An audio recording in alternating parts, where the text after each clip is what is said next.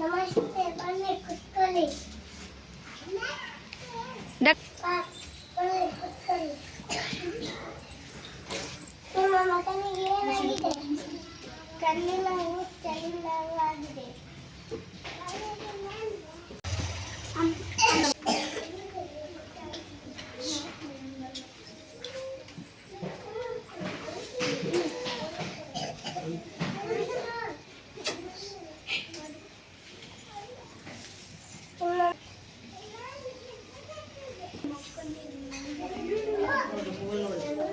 ನಿಮ್ಮ ಮಗು ಅದಕ್ಕೆ ಕಣ್ಣಿನ ಸಮಸ್ಯೆ ಆಗಿದೆ.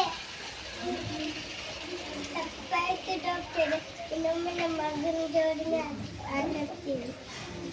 ಅಮ್ಮ ನನಗೆ ಮೊಬೈಲ್ ಬೇಕು, ನನ್ನ ಜೋಡಿ ಸಾಕು ಅಮ್ಮ. ಮಗು